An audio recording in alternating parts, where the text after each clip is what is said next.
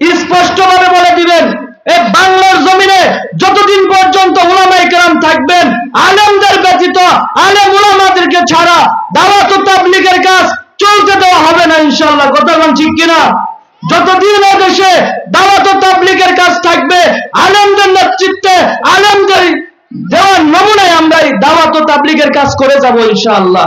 আল্লাহ তাআলা আমাদের সবাইকে দাওয়াত ও তাবলীগের কাজের সাথে মেহনত করার তৌফিক দান করেন, বলেন আমিন। আমাদের মধ্যে দাওয়াত ও তাবলীগের কাজ বলে প্রত্যেকটা গ্রামগঞ্জে সব মানুষের জন্য চলে, এটা কথা বল না কেন? দাওয়াত ও তাবলীগে যান না? এখন দাওয়াত ও তাবলীগটাও দুই ভাগে বিভক্ত। সাধারণ ভাষায় আমরা যাকে বলি সাদপন্থী, আবার কই জুবায়েরপন্থী। এখন সাধারণ মানুষ এরা বিভ্রান্ত যে কাদের সাথে যাবে।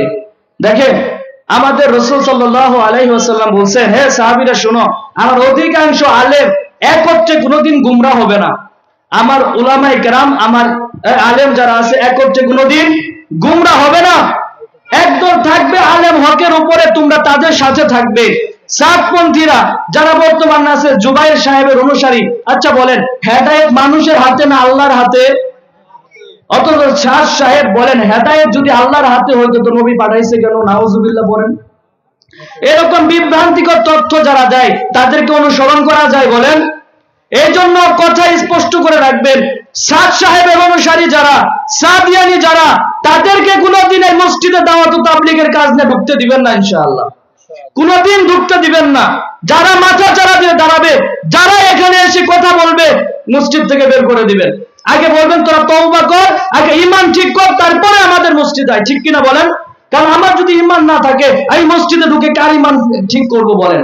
এই জন্য কথা বলে রাখবেন। এখন তারা বলে হুজুর দরকার নাই, দাওয়াত ও তাবলীগে এখন আর হুজুর দরকার নাই, এখন তারাই সব।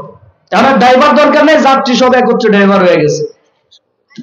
এই জন্য কথা মনে রাখবেন, স্পষ্টভাবে বলে দিবেন, এই বাংলার জমিনে যতদিন পর্যন্ত উলামায়ে কেরাম থাকবেন, আলেমদের ব্যতীত আলেম উলামাদেরকে ছাড়া দাওয়াত ও তাবলীগের কাজ চলতে দেওয়া হবে না ইনশাআল্লাহ। কথা বলেন ঠিক কিনা?